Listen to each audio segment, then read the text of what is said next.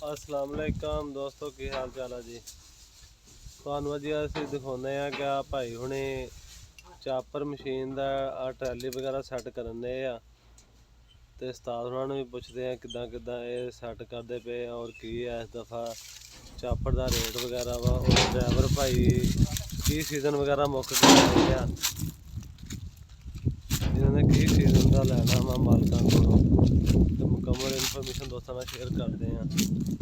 ਕਿਹੜਾ ट्रैक्टर आ और कितना खर्चा वगैरह आता डीजल का और ਇਹਦਾ कितनी बचत वगैरह सारिਆਂ ਨੂੰ ਪੁੱਛਦੇ ਆ ਤੁਹਾਡੇ ਨਾਲ ਸ਼ੇਅਰ ਕਰਦੇ ਆ। ਸਾਡੇ ਚੈਨਲ ਨੂੰ ਸਬਸਕ੍ਰਾਈਬ ਕਰਿਓ, ਵੀਡੀਓ ਨੂੰ ਲਾਈਕ ਕਰਿਓ, ਦੁਆਵਾਂ ਦੇ ਯਾਦ ਰੱਖਿਓ ਤੇ ਚੱਲਦੇ ਆ ਵੀਡੀਓ ਦੇ ਨਾਲ। ਦੇਖ ਲਓ ਭਾਈ ਹੁਣੇ ਆ ਜੰਗਲਾ ਆ ਲਾਈ ਜਾਂਦੇ ਹੁਣ ਤੇ ਬੜਾ ਮਿਹਨਤ ਵਾਲਾ ਕੰਮ ਆ ਜੀ।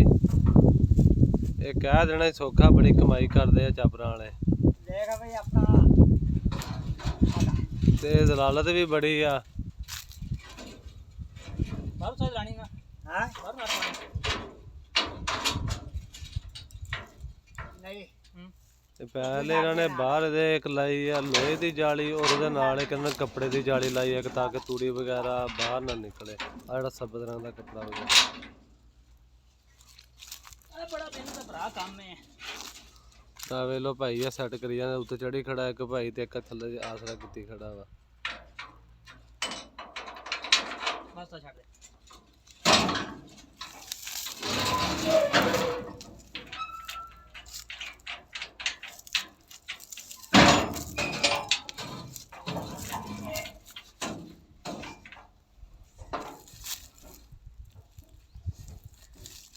थोड़ा फर्क क्यों पै गया? खोल का डाला है ट्वेंटी दे दे मैंने। ਡਾਲਾ ਤੇ ਖੁੱਲ ਗਿਆ ਵਾ ਤੇ ਆ ਫਰਕ ਜਿਹਾ ਇਧਰੋਂ ਤੁਹਾਡਾ ਡਾਲਾ ਸਿੱਧਾ ਬਹਿੰਦਾ ਨਹੀਂ ਉੱਤੋਂ ਵਾਲਾ ਫਰੇਮ ਜਿਹਾ।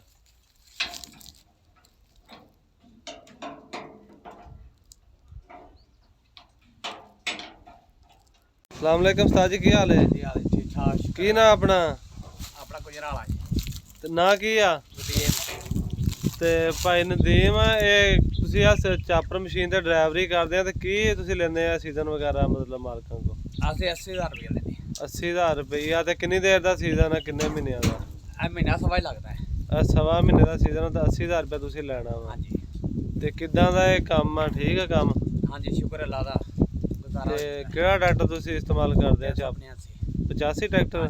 ਕਿੰਨੀ ਦੇਰ ਤੁਹਾਡਾ ਤਜਰਬਾ ਹੋ ਗਿਆ? 35 ਸਾਲ ਹੋ ਚਲੇ ਨੇ। ਸਹੀ ਸਹੀ ਸੁਣ ਲਓ ਜੀ, ਭਾਈ ਦਾ 35 ਸਾਲਾ ਤਜਰਬਾ ਵਾ। 85 ਟਰੈਕਟਰ ਭਾਈ ਨੇ ਸ਼ੁਰੂ ਤੋਂ ਚਲਾਇਆ ਵਾ ਤੇ 80000 ਚ ਸੀਜ਼ਨ ਇਹਨਾਂ ਨੇ ਲੈਣਾ ਮਾਲਕਾਂ ਕੋਲੋਂ। ਇਹ ਸਵਾ ਕੁ ਮਹੀਨੇ ਦਾ ਸੀਜ਼ਨ ਆ ਜੀ। ਤੇ ਆ ਮਸ਼ੀਨਾਂ ਵਗੈਰਾ ਸੈੱਟ ਕਰੀ ਜਾਂਦੇ ਆ। ਚਾਪਰ ਮਸ਼ੀਨ ਨੂੰ ਵੈਡ ਵਗੈਰਾ ਲਾ ਰਹੇ ਆ। ਇੱਧਰ ਇਹਦਾ ਟਰੈਕਟਰ ਖੜਾ ਜੀ। ਇਹ ਭਾਈ ਫੋਟਾਬਾਸ ਦੇ ਏਰੀਏ 'ਚ ਭਾਈ ਆਇਆ ਹੋਇਆ ਵਾ ਗੁਜਰਾਲੇ ਤੋਂ। ਦੇਖੋ ਕਿੱਥੋਂ ਕਿੱਥੋਂ ਬੰਦੇ ਰੋਜ਼ੀ ਵਾਸਤੇ ਆਏ। ਅੱਲਾਹ ਤਾਲਾ ਹਰ ਕਿਸੇ ਨੂੰ ਰੋਜ਼ੀ ਦੇਵੇ ਜੀ ਔਰ ਆਪਣੀ ਮੰਜ਼ਿਲ ਤੇ ਖੈਰ ਆਫੀਅਤ ਨਾਲ ਜ਼ਰਾ ਵਾਪਸ ਪਹੁੰਚਾਵੇ। ਤੇ ਬਾਕੀ ਕੰਮ ਬਹੁਤ ਮਿਹਨਤ ਵਾਲਾ ਜੀ। ਉਸਤਾਦ ਜੀ ਤੁਸੀਂ ਕੀ ਮਸ਼ਵਰਾ ਦਿਓਗੇ ਜ਼ਿਮੀਂਦਾਰਾਂ ਭਾਈਆਂ ਨੂੰ ਕਿ ਕਿੰਨੀ ਕੁ ਦਿਨ ਨਾੜ ਜਿਹੜਾ ਗਿੱਲਾ ਕਢਾਉਣਾ ਚਾਹੀਦਾ ਕਿ ਸੁੱਕਾ ਹੀ ਕਢਾਉਣਾ ਚਾਹੀਦਾ? ਨਾ ਸੁੱਕਾ ਨਾੜ ਕਢਾਉਣਾ ਚਾਹੀਦਾ, ਗਿੱਲਾ ਤੇ ਅਕੜੇ ਥੋੜੀ ਲੰਮੀ ਹੋ ਜਾਂਦੀ ਹੈ। ਸਹੀ ਸਹੀ। ਤੇ ਇਹ ਤੁਹਾਡੀ ਟਰਾਲੀ ਵਿੱਚ ਕਿੰਨੇ ਤੂੜੀ ਹੁੰਦੀ, ਕਿੰਨੇ ਮਣ ਹੁੰਦੀ? 27 28 ਮਣ। ਅੱਛਾ 27 28 ਮਣ ਹੁੰਦੀ। ਤੇ ਕਿੱਲੇ ਦੀਆਂ ਕਿੰਨੀਆਂ ਟਰਾਲੀਆਂ ਨਿਕਲ ਆਉਂਦੀਆਂ? ਨਾੜ ਚੰਗਾ ਹੋਵੇ ਤੇ ਕਿੱਲੇ 'ਚ 2 ਹੀ ਨਿਕਲ ਆਉਂਦੀਆਂ ਨੇ। ਸਹੀ। ਨਾੜ ਮੱਠਾ ਹੋਵੇ ਤੇ 1.5 ਕਿੱਲੇ 'ਚ ਹੀ ਨਿਕਲੇ। ਸਹੀ ਸਹੀ। ਇਹ ਨਾੜ ਚੰਗਾ ਹੋਣਾ ਵੇਖਣਾ ਪੈਂਦਾ। ਸਹੀ ਸਹੀ। ਤੇ ਆ ਦੋਸਤੋ ਦਿਲ ਤੁਹਾਨੂੰ ਇਹਦਾ ਟਰੈਕਟਰ ਦਿਖਾਉਂਦੇ ਆ। ਇਹ ਕਿਹੜਾ ਮਾਡਲ ਟਰੈਕਟਰ ਆ? 18 ਮਾਡਲ ਇਹ ਟਰੈਕਟਰ ਆ ਜੀ। 85 ਆਪਣੇ ਜਾਨਵਾਂ ਦੇ ਇੰਜਨ ਵਿੱਚ ਚੱਲ। ਹਾਂਜੀ ਨਹੀਂ ਇੰਜਨ ਦੁਬਾਰਾ ਕਰਾਇਆ। ਇੰਜਨ ਦਾ ਦੁਬਾਰਾ ਹੋਇਆ ਜੀ। 18 ਮਾਡਲ ਆ ਤੇ ਟਰੈਕਟਰ ਵੈਸੇ ਸਾਫ ਸੁਥਰਾ ਜੀ, ਹਰ ਪਾਸੋਂ ਟਾਇਰ ਟੂਰ ਵੀ ਠੀਕ ਆ। ਤੇ ਤੁਹਾਨੂੰ ਕਿਸੇ ਨੇ ਦੀ ਚੱਲਦੇ ਦੀ ਪਰਫਾਰਮੈਂਸ ਵੀ ਦਿਖਾਵਾਂਗੇ। ਤੇ ਸਾਨੂੰ ਦਿਓ ਇਜਾਜ਼ਤ ਜੀ। ਅੱਲਾ ਹਾਫਿਜ਼।